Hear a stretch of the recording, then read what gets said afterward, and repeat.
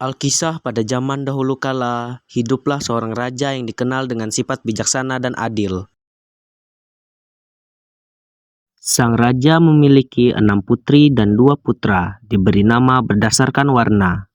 Dimulai dari putri sulung yang pertama yaitu Putri Jambon, Putri Hijau, Putri Biru, Putri Ungu, Putri Kelabu, Pangeran Merah, Pangeran Oren, dan anaknya yang terakhir Putri Kuning. Tapi itu semua belum lengkap, raja terus merasa kesepian karena tak ada pendamping hidup. Istri sang raja meninggal pada saat melahirkan anak bungsu, yakni Putri Kuning. Dikarenakan sibuk mengurus kerajaan, sang raja pun menjadi jarang meluangkan waktu untuk anak-anaknya. Anak-anak raja pun diasuh oleh sang inang pengasuh, dan mereka pun tumbuh menjadi anak manja dan nakal, suka mengusili sang pengasuh dan para pengawal raja, bahkan mereka seringkali bertengkar satu sama lain. Tapi tidak dengan Putri Kuning. Ia tidak pernah mengusili sang pengasuh dan pengawal. Ia juga tak pernah terlibat dalam pertengkaran antar saudaranya. Ia pendiam dan sopan. Perilakunya itu membuat sang raja memberi perhatian lebih kepada Putri Kuning, yang rupanya membuat kakak-kakaknya iri.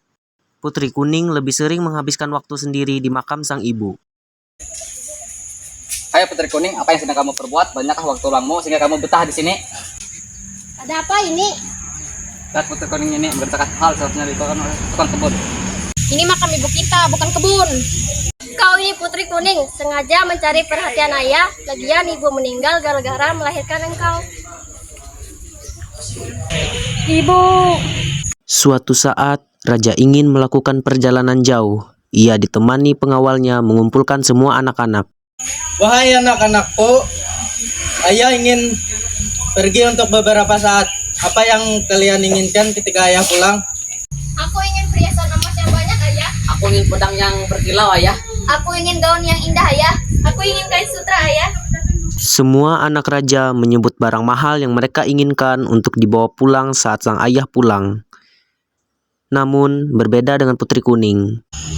Ayah, aku hanya ingin ayah pulang dengan selamat.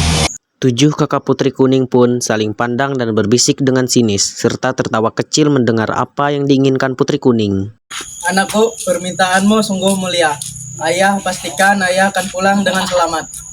Raja pergi dikawal oleh 2 pengawalnya dan diantar oleh 8 anaknya serta pengasuh sampai pintu gerbang depan.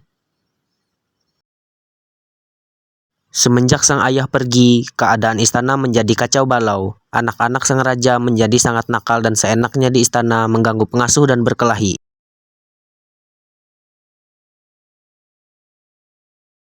Tapi tidak dengan Putri Kuning. Ia lebih memilih untuk menyendiri di taman belakang sambil sesekali membersihkan makam sang ibu. Beberapa hari kemudian, sang raja kembali ke istana. Semua anak-anaknya berada di dalam istana kecuali Putri Kuning yang menunggu sang ayah dan menyambutnya di depan pintu gerbang. Ayah, syukurlah ayah telah kembali dan selamat. Ya anakku Putri Kuning, ayah kembali dengan selamat sesuai dengan permintaanmu. Oh ya Putri Kuning, ayah tidak bisa membelikan apa-apa untukmu. Ayah hanya dapat memberikan kalung hijau ini untukmu. Ya, tak apa, ayah. Bukankah warna kuning warna kesukaanmu? Ya, tak apa, ayah. Kalung hijau ini cocok dengan baju kuningku. Mari, ayah, kita masuk. Keesokan harinya, Putri Hijau melihat kalung yang dipakai oleh Putri Kuning. Putri Hijau mengira bahwa sang adik Putri Kuning telah mengambil kalung tersebut dari sang ayah. Adekku Putri Kuning, apa yang ada di lehermu itu pasti pemberian dari ayah untukku. Ada apa ini, wahai saudaraku? Putri Kuning telah mengambil kalungku dari sang ayah. Lihatlah ini. Kalung ini benar diberi ayah kepadaku. Kenapa kalian tidak percaya? Jangan berbohong, kau merampasnya dari sang ayah. Melihat kejadian itu, semua kakak Putri Kuning berusaha membantu Putri Hijau untuk merampas kalung yang dipakai Putri Kuning. Tanpa sengaja mereka memukul kepala Putri Kuning dan membuatnya terjatuh hingga kepalanya terbentur.